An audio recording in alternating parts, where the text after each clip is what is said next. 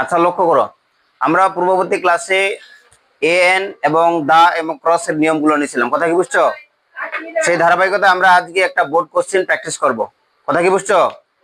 আমি তোমাদের একটা কথা বলি যে রুলস নেওয়ার চেয়ে যদি বোর্ড কোশ্চেন গুলো প্র্যাকটিস করো আরো বেশি ভালো করে বুঝতে আসবে। কথা বুঝছো? বোর্ড কোশ্চেন প্র্যাকটিস করার কোনো বিকল্প হয় না। কথা কি বুঝছো? তো দেখো তোমরা যে কিভাবে মানে আর্টিকেলটা ব্যবহার হচ্ছে। প্রথমে আমি মনে হয় একটা বসায় রেখে দিয়েছিলাম। তো দেখো, ইন্ডাস্ট্রি ইজ কি to success in our life. বলেন তো এখানে কি হবে? দা হবে। কেন দা হবে বলেন তো? প্রবাদ বাক্য ছিল যে পরিশ্রম কি চাবিকাঠি, আমাদের জীবনে চাবিকাঠি। এটা খুব সবার কাছে পরিচিত পরিশ্রমের মাধ্যমে। এই জন্য এটাকে স্পেসিফিক করা হয়েছে। এই জন্য এখানে কি ব্যবহার করছে? দা ব্যবহার করছে। সাধারণত আমরা জানি যে দা 4 ধরনের হয়। কয় ধরনের? 4। এমনিতে দা ডিরেক্ট আসে, বসে না কিন্তু। আগে এন এর রেফারেন্স লাগে, যেটা ইনস্ট্রুমেন্টাল দা, তারপর হচ্ছে জেনারেলাইজিং দা, তারপর হচ্ছে ফেমিলার দা। এগুলো ডিরেক্ট এসে বসে, কিন্তু ডেফিনিট দা এসে এখানে বসে না। এটা কিন্তু একটা আমার ডেফিনিট দায়ের মতোই। কথা কি বুঝছো? তবে এটা হচ্ছে স্পেসিফিক করা হয়েছে। এটা পরেরটা লক্ষ্য করেন, ইন্ডাস্ট্রিয়াস বি নাম্বারটাতে লক্ষ্য করেন তো। Industrious can shine in life. এখানে এটা অ্যাডজেক্টিভ না? অ্যাডজেক্টিভ, এটা কিন্তু অ্যাডজেক্টিভ। কথা কি বুঝছেন? অ্যাডজেক্টিভের পূর্বে কি বসে বলেন তো? অ্যাডজেক্টিভের পূর্বে ক্রস বসে। কি বসে? ক্রস বসে। একটা নিয়ম দিছিলাম, যদি অ্যাডজেক্টিভ দ্বারা কোনো জাতিকে বোঝায় তাহলে ওইটার পূর্বে দা বসে, তখন সেটা প্লুরাল কমন নাউন হয়ে যায়। তাহলে এইভাবে হবে। তাহলে কি হবে? দা ইন্ডাস্ট্রিয়াস। তোমাদের একটা নিয়ম দিছিলাম, দা পুয়ার মানে গরিবেরা, দা রিচ মানে ধনীরা, দা ব্রেভ মানে সাহসীরা, দা দা এডুকেটেড মানে হচ্ছে শিক্ষিতরা, দা ইলিটারেট মানে হচ্ছে অশিক্ষিত বা নিরক্ষরেরা। দা প্লাস অ্যাডজেক্টিভ যদি হয় সেটা প্লুরাল কমন নাউন হয়ে যাবে। কথা কি বুঝছো? হ্যাঁ, পরিশ্রমীরা। কথা কি বুঝছো? এইভাবে the industrious can shine in life মানে কি, পরিশ্রমীরা কি করতে পারে? জীবনে উন্নতি করতে পারে। তারপরে হচ্ছে এখানে আছে ম্যান। কি আছে? Man who does not undertake. একটা জিনিস সবাই লক্ষ্য করো, যদি এরকম করে একটা তোমরা এটা নোট করে নিতে পারো, যদি এরকম কি থাকে হু, আর কি থাকে হুইচ থাকে, কি থাকে হুইচ, আরেকটা যদি ড্যাট থাকে কি থাকে ড্যাট থাকে, এরপরে যদি এখানে একটা ফাইনাইট ভাব থাকে আর পূর্বে যদি গ্যাপ থাকে, এখানে একটা যদি নাউন থাকে কি থাকে নাউন থাকে, আর পূর্বে যদি কি থাকে একটা গ্যাপ থাকে, তাহলে সেক্ষেত্রে তোমরা দা ব্যবহার করতে পারবা।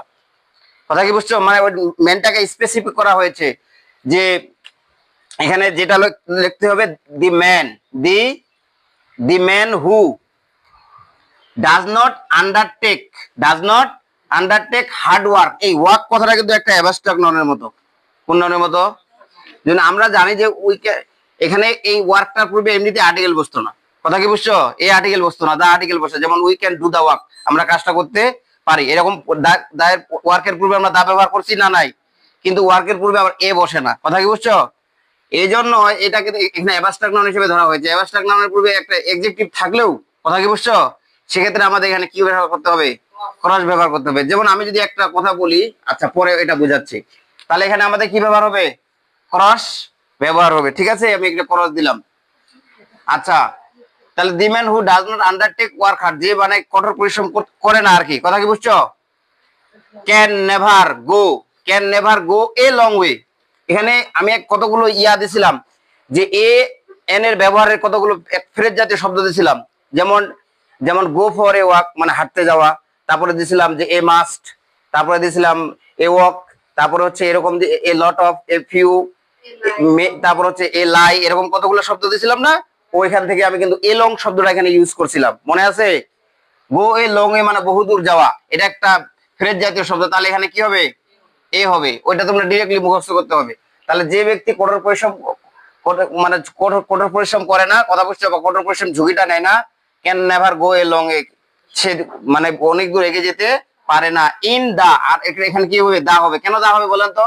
পৃথিবীতে একটি আছে, পৃথিবীতে নিজেও একটা, এটা হচ্ছে ফেমিলার দা। কোন দা? ফেমিলার দা। ফেমিলার দা সবসময় কি বসবে? দা বসবে। ঠিক আছে।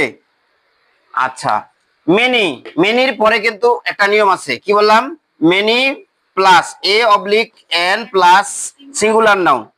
সিঙ্গুলার, এরকম একটা নিয়ম দিয়েছিলাম না? Singular noun. আর মেনির পরে যদি প্লুরাল নাউন থাকলে ক্রস বসবে। দেখো তো, এখন আমাদের দেখতে হবে মেনির পরে তোমাদের কি আছে, সিঙ্গুলার নাউন না প্লুরাল নাউন আছে? তাহলে সিঙ্গুলার নাউন আছে, তাহলে আমাদের লিখতে হবে মেনি এ ম্যান মানে অনেক মানুষ, is not aware of significant. Significant কোন নাউন বলেন তো?